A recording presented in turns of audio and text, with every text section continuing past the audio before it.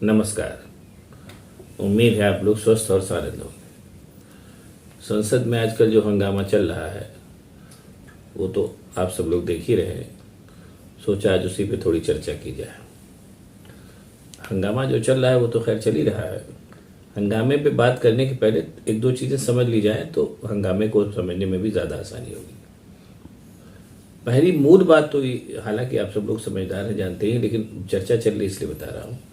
पहली मूल बात अभी पूरे हंगामे के दौरान साबित हो चुकी है कि अडानी का जो स्कैम सामने आया है हिंडनबर्ग रिपोर्ट, उस स्कैम को दबाने के लिए राहुल गांधी का हुआ खड़ा किया गया है कि वो लंदन में क्या कहा है।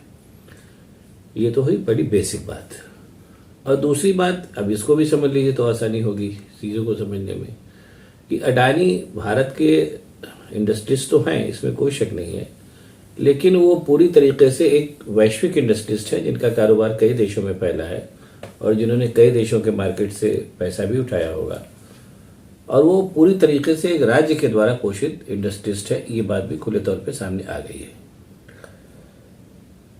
अब एक तीसरी बात समझ लीजिए, वो भी बात देर सवेर सामने आएगी। कई चीज़ें बिटवीन द लाइन होती हैं, धीरे बाद में थोड़ी देर बाद सामने आती है। वैश्विक व्यापार के क्षेत्र में भारत एक बहुत बड़ा बाजार है और वो बाजार विदेशी देशों के लिए और उन सबको लिए एक खुला हुआ बाजार है। इसी खुले हुए बाजार की नीति को लेकर के मनमोहन सिंह आए थे तो भारत की अर्थव्यवस्था ने छलांग लगाई थी। ये एक फैक्ट है। अब ऐसे में भारत का बाजार सब लोगों के लिए सुलभ रहेगा, ये तभी संभव होगा जब यहाँ पर लोकतंत्र अपनी यथा स्थिति में रहेगा जैसा वो था। ये कहने में कोई हिचक नहीं कि आज की तारीख में वो नहीं है। लोकतंत्र पे बहुत तरीके का प्रेशर है, दबाव है, ये बात दुनिया जान रही है, सभी जान रहे हैं। और लंदन में जो जा करके जो भाषण दिया राहुल गांधी ने, उसका लुब्बुल जवाब यही था कि लोकतंत्र पे चौतरफा हमला भारत राष्ट्र के अंदर हुआ है। उसको लेकर के शुरुआत हल्ला मचने लगा। अब एक चौथी बात भी समझ लीजिए कि बस आप लोग जान ही रहे हैं कि चूंकि अडानी एक राज्य के द्वारा पोषित इंडस्ट्रिस्ट है जिसका व्यापार का गढ़ एक तरीके से हिंदुस्तान में, लेकिन उसका व्यापार का परिक्षेत्र पूरा विश्व के कई देश हैं, इसलिए और एक बात ऑलमोस्ट साबित हो चुकी है कि अडानी के व्यापार में कई घोटाले और गड़बड़ियां हैं, जैसा हिंडनबर्ग रिपोर्ट ने कहा है। और अगर अडानी के अंदर सब कुछ साफ होता तो हिंडनबर्ग रिपोर्ट को अदालत में घसीट सकते थे, यहाँ से लेकर के और अमेरिका से लेकर के अंतर्राष्ट्रीय न्यायालय में। ऐसा उन्होंने नहीं किया। अब एक बात और सामने आती है कि अभी तो शुरुआत हुई है और चूंकि वो अंतर्राष्ट्रीय स्तर के व्यापारी हैं, इसलिए अभी उनके बारे में और भी तमाम रिपोर्ट्स आ सकती हैं। ऐसी आशंका कम से कम भाजपा सरकार को तो होगी। सरकार में जो लोग बैठे हैं इतना जानते हैं। इसलिए उस आने वाले तूफान से बचने के लिए ये एक नया तूफान खड़ा किया गया संसद के अंदर, कि राहुल गांधी के बयान को मुद्दा बनाया गया और तरह तरह की वो पूरी ब्रिगेड सक्रिय हो गई। स्मृति ईरानी से लेकर के वो सारे जितने हैं सब एक बात करने लगे। अब यहाँ पर कुछ सवाल उठता है और अंत में उसकी स्थिति यहाँ तक आ गई कि जब संसद में हल्ला मचा तो क्या नाम है वो तमाम चीज़ें हालांकि संसद से निकाल दी गई, लेकिन मैंने पहले भी कहा है कि आजकल के युग में संसद से चीज़ें निकालने का कोई मतलब नहीं है कि आप स्पंज भी कर देते हैं अगर उसको संसद में, तो वो तमाम मंचों से सब लोग उसको जान जाते हैं, उसको छुपाने का कोई मतलब नहीं है। जैसे यही नारा लगा कि मोदी अडानी भाई भाई मिलके खाई देश की मलाई, इस तरीके के जो तमाम नारे लग रहे हैं, इस नारे को आप संसद से स्पंज भी कर दें और भी तमाम चीज़ें संसद से स्पंज कर दें, तो जैसा मैंने बताया कि इतने मंचों से वो खुल के चीज़ें सामने आती है कि उसको स्पंज करने का कोई तुक नहीं है। ये सब व्यवस्थाएं तब बनी थी जब तकनीकी इतनी आगे नहीं थी, अब इतने आगे हो गई है, इसलिए उन सब व्यवस्थाओं को करना एक तरीके से हंसी का ही पात्र बनना है। बहरहाल अब जो हो रहा है तो हो ही रहा है। तो ऐसे में अब ये बात सरकार जानती थी कि अडानी जो है उनको लेकर के हल्ला मचेगा, तो उस काउंटर अटैक जैसा होता है कि एक उन्होंने राहुल गांधी के मुद्दे को निशाना बनाया और उसके बाद माफ़ी मांगो के शो शुरू हो गया। अब बात उसके भी आ गया ही बात में, चूंकि दम था और जो जिस तरीके से विरोधी दलों को केंद्र सरकार निशाने पे ले रही है, तो उसके चलते तमाम लोग सामने आ गए। और उसके चलते आप जिसकी बात कर रहे थे कि राहुल गांधी ने ब्रिटेन में एक बात कही, उसी चीज़ को मल्लिकार्जुन खड़गे ने संसद में कह दिया। पूरा भाषण उन्होंने नए सिरे से उसको पूरा पढ़ के सबको बता दिया। और साथ ही साथ बहुत से सांसद जो थे वो बाहर आ गए और वो नारे लगाने लगे। उसके चलते संसद के भीतरी परिसर में, जहाँ की धारा 144 लगा दी गई, जो कि एक बहुत ही मतलब ऐसी बड़ी घटना है जो अमूमन नहीं होती, या शायद एक आध बार कभी हुई हो तो हुई हो। तो ऐसे में कुल मिला के ये बिल्कुल स्पष्ट बात है कि सरकार भीषण दबाव में है। और इसको तो मैं यही कहूँगा कि सरकार की मिसमैनेजमेंट ने, जो उसने अपनी जान में तो इसलिए किया कि उससे चीज़ें दब जाएंगी, लेकिन उससे चीज़ें दबी नहीं। शायद अगर राहुल गांधी के भाषण को नज़रअंदाज किया जाता तो इतना हल्ला न मचता। अब संसद में उस भाषण को ला करके, और जब मल्लिकार्जुन खड़गे ने वो पूरा का पूरा भाषण संसद में फिर बोल दिया, तो एक तरीके से, और उसी भाषण को लेकर के करीब 200 के करीब सांसद बाहर निकल आए और उन्होंने विभिन्न मंचों से तमाम इस बात को बार बार उसी चीज़ को कहा जो राहुल गांधी ने लंदन में कहा। तो अब एक तरीके से ये वैश्विक परिदृश्य बन गया। आजकल के तकनीकी युग में ऐसा नहीं है कि वो जो घटना अगर राहुल गांधी को निशाना न, अडानी स्कैम को दबाने के लिए संसद में अगर राहुल गांधी को निशाना न बनाया गया होता तो शायद बात वहीं ख़त्म हो जाती। उस स्कैम को दबाने के लिए बहुत और भी दूसरे रास्ते अख्तियार किए जा सकते थे, लेकिन ऐसा नहीं किया गया।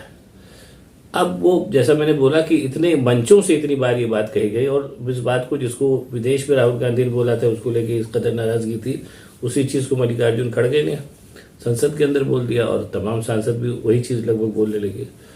तो ऐसे में ये तो मानना पड़ेगा कि ये पूरा का पूरा जो आक्रामक रुख अख्तियार किया भारतीय जनता पार्टी की सरकार ने, वो एक तरीके से बूमरैंग हो गया, मतलब उन्हीं के ऊपर आके प्रहार हो गया। और एक बात मैं यहाँ और कहना चाहूँगा, अब इसके बाद की बात है कि ये प्रकरण भी यहाँ नहीं रुकेगा। जैसे मैंने बोला था कि अडानी एक वैश्विक स्तर के अंतर्राष्ट्रीय व्यापारी हैं जो राज्य के द्वारा पोषित व्यापारी हैं।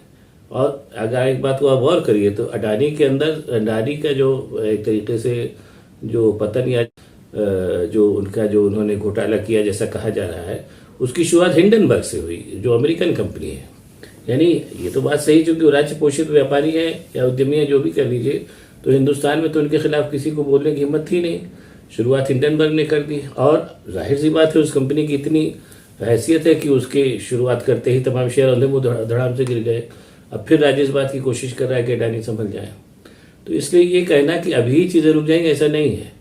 अब चूंकि जैसा मैंने कहा कि अडानी विश्व राज्य पोषित इंडस्ट्रिस्ट है, और अडानी के स्कैम, जैसा मैं सोच रहा हूँ ऐसा हो भी सकता है कि चूंकि वो अंतर्राष्ट्रीय व्यापारी है, इसलिए एक के बाद एक अभी कई स्कैम सामने आ सकते हैं। उसको आप नहीं रोक सकते, क्योंकि वो चीज़ें जो है वो भारत की धरती के बाहर हो गई हैं। अभी तो शुरुआत भर है जैसा मुझे लग रहा है, अभी और भी तमाम स्कैम सामने आ सकते हैं। अब अगर इतने सारे स्कैम मान लीजिए एक के बाद एक सामने आने लगते हैं, तो उसको बचाने के लिए कौन कौन से मुद्दे खड़े करेंगे। तो ये एक तरीके से मान के चलिए कि जो राज्य के द्वारा पोषित इंडस्ट्रियलिस्ट है, उनके कारनामे जब वैश्विक स्तर पर उजागर होने लगेंगे, तो कहीं न कहीं भाजपा सरकार को ही वो और ज़्यादा गहरे दलदल में फंसाएंगे, जो कि होना ही था। जब इस तरीके से राज्य जो है एक इंडस्ट्रीज के पीछे खड़ा है और एक आउट ऑफ द वे जा करके खड़ा है, तो कहीं न कहीं उस इंडस्ट्रीज का जो पतन है, वो जो सरकार उसको पोषित कर रही है, उसके पतन का भी संकेत है। अब इसके हमें एक चीज़ मैं और बता दूंगा, बात थोड़ी लंबी हो जाएगी, लेकिन चर्चा चलिए इसलिए बता रहा हूँ, बाद में और डिटेल में बताऊंगा। जैसा मैंने एक बार पहले भी कहा था कि मनमोहन सिंह जब नई नीतियाँ लेकर के आए, तो उसमें यहाँ के इंडस्ट्रिस्ट ने ये देख लिया कि हमारे लिए बहुत जगह नहीं पहुंची है, वैश्विक प्रतिस्पर्धा है जिसमें हम अलग थलग पड़ जाएंगे। और उसमें बहुत से अलग थलग पड़ भी गए, बहुत से ख़त्म भी हो गए। तो फिर ये हुआ कि इंडस्ट्रिस्ट के एक पूरे 2 तरीके के इंडस्ट्रिस्ट सामने आए।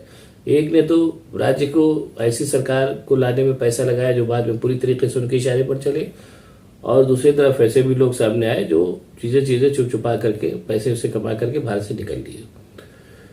तो ऐसी व्यवस्था जब हुई, और अभी फिलहाल हम इसी दौर से गुजर रहे हैं कि फिलहाल वही इंडस्ट्रीज यहाँ सर्वाइव कर रहे हैं जो राज्य पोषित हैं, और जो अदरवाइज अयोग्य थे या जिन्होंने ठीक ठाक पैसा कमा लिया, वो समझ गए कि भारत में रुकना ठीक नहीं है, वो निकल लिए। तो ऐसे में अब ये मान के चलिए कि बात जो है पूरी तरीके से अब खुल के सामने आ गई है। और ऐसी स्थिति में जो परिस्थितियाँ फिलहाल दिखाई दे रही हैं, उन परिस्थितियों में चीज़ें अभी और सामने आवेंगी, और भारतीय जनता पार्टी के लिए और दलदल जो है और गहरा होगा। लास्ट में एक बात मैं कह के खत्म करूंगा कि अगर राहुल गांधी ने गलती की है और उन साथ ही साथ उनका भाषण दोहरा करके संसद के अंदर खड़गे जी ने भी गलती की है, तो दोनों गिरफ्तार करें, मुकदमा चलाएं। ऐसा करने से भारतीय जनता पार्टी किसने रोका है? लेकिन वो ऐसा नहीं करेंगे, क्योंकि अगर वो ऐसा करेंगे तो फिर चीज़ें अदालती तौर पर कानूनी लड़ाई में बदल करके और चीज़ें सामने आएंगी। और भारतीय जनता पार्टी का शुरू से ये एक रवैया रहा है कि वो बदनाम करने में ज़्यादा यकीन करती है, चीज़ों को अंतिम अंजाम तक पहुंचाने में यकीन नहीं करती। क्योंकि बदनामी तो झूठे मामलों में की जा सकती है, लेकिन मामला जब सही मंच पे पहुंचता है तो चीज़ें दूध का दूध और पानी का पानी हो जाता है। लेकिन अब ये बदनामी वाला खेल उस दौर में पहुंच गया है जहां वो बदनामी मुझे लगता है कि शायद केंद्र सरकार पर ही भारी पड़ती जा रही और आगे और भारी पड़ेगी। बाकी क्या होता है ये देखना समय बताएगा। अगर आपको ये वीडियो पसंद आया तो इसको लाइक करिए, शेयर करिए, मेरे चैनल को सब्सक्राइब करिए ताकि मैं और भी ऐसी बातें आपको बताऊं। बहुत बहुत धन्यवाद। नमस्कार।